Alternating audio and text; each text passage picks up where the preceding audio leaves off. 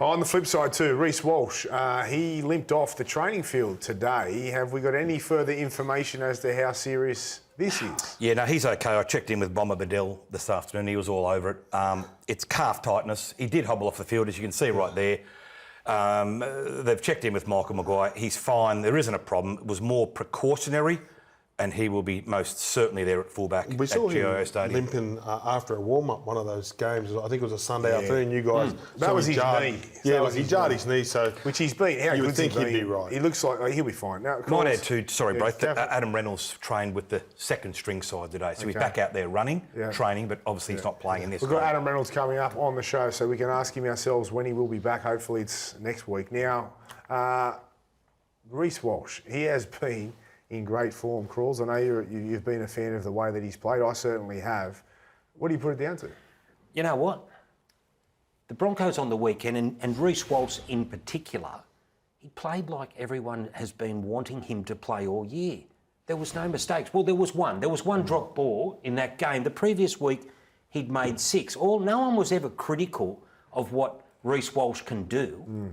It was like minimising the mistakes, playing with a bit more maturity. And on the weekend, he was breathtaking. Yeah. You know, and that's the Broncos that we've been waiting to see all season. And they've got it right at the right time of the year. It clinched them a top 4 spot. And, you know, you walk away from watching them on the weekend, you think, wow. Now, if they're not favourites, they probably should be going into this final series. Gordy, I'll ask you, do you think Walsh's form has lifted because he's getting earlier ball with Benny Hunt? And please don't mistake that as me. I'm cracking at him. No. I'm not. I'm just saying, though, Braith, is he getting earlier ball? And is he benefiting from Ben Hunt being Well, there? just look down. He was first receiver for like a lot of that. So probably without a dominant number 7 and Ben Hunt playing that role, I think he's got early ball.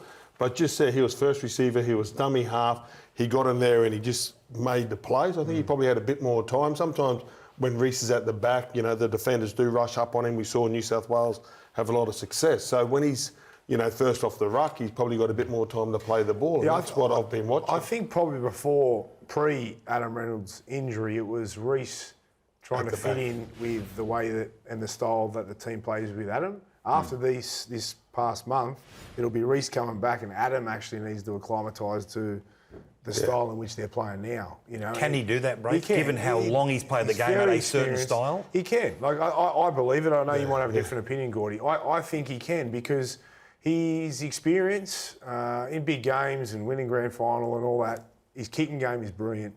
I think it's better for him. I think the less is more for Adam, really. Like but the big thing for Brisbane is when they do go off the rails, which they haven't done too badly. You know, but that's not semi-final footy.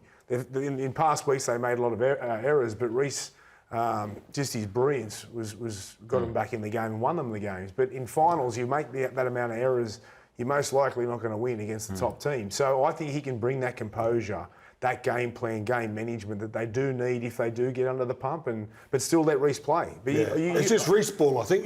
No, because I think he's earned the right. You know what I mean? He's young, he's like... And just the way that they've attacked, and when they lost their 7 and 6, there was huge question marks over Ben Hunt coming in, and especially the way that he left the Dragons. And Reece and Billy Walters, that was playing 9. That scored nearly 40 points a game. It's hard to change. And they beat Melbourne, where they hadn't beaten Melbourne in. It's hard to change. 14 or 15 games. As much as it is about, you know, who's 7 in, Adam or Ben Hunt, is it also the fact that there's one dominant 7 out there? There's not the 2 blokes who have played their lives as halfback, and what Billy Walters has also brought to the equation, definitely. and how he frees it up. Like I reckon that's probably as much. It's working. There's an argument to keep, especially if they go out and kill it this week, there is an argument there to keep them in the halves. And I know you spoke about it, Gordy, on the weekend, and many agree, but I just think the class of Reno, you have to put him back in there now. He's the captain. He's the captain. Yeah, that's a good observation. Thanks, Braith. You've got some minor concerns about the Raiders, dog.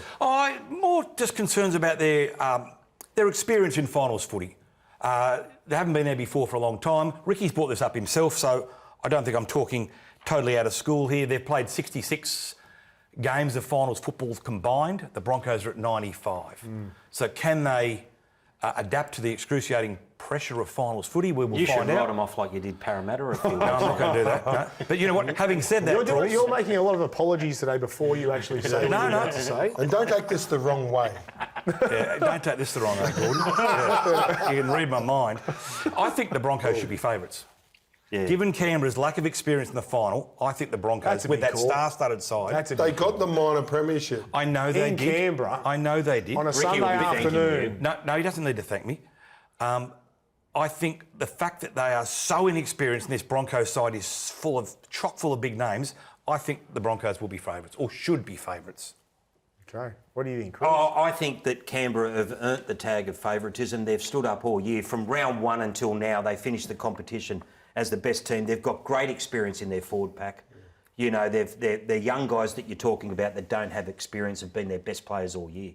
You know, the Ethan Strange and KO Weeks have just been extraordinary. I don't think there's any doubt in the world Strange is going to aim up in this, and same with Weeks. I think they're a very tough side, and I think the question about, for me, is that of all the teams, or especially in the top four, that the Raiders would probably least like to play. It's like, you know, they say in boxing, styles make fights. Well, the Broncos are probably the closest thing to the Raiders that you can get, and it will really be a gunslinger shootout. Yeah, the only question mark I've got over the Raiders, and Cooper Cronk said it the other day as well, is Jamal Fogarty's been amazing for them, and he has really complemented the young guys and the speed and even their forward pack. Like he's exactly what they need right now with his. You know, he's got a cool head. He's got a great kicking game, and he executes the game plan.